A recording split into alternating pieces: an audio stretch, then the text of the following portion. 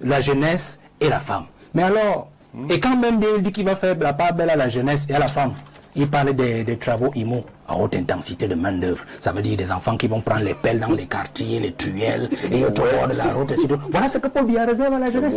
C'est-à-dire les travaux dans les bords des rues à faire. Alors qu'il faut absolument que la jeunesse intègre, puisque nous parlons du gouvernement, que cette jeunesse intègre effectivement l'appareil pour qu'elle fasse montre de ce dont elle est capable.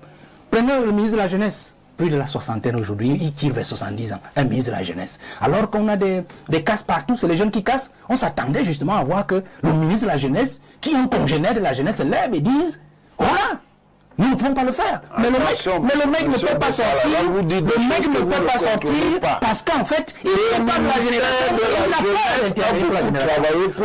Alors, sur la question du gouvernement, moi je pose la question autrement.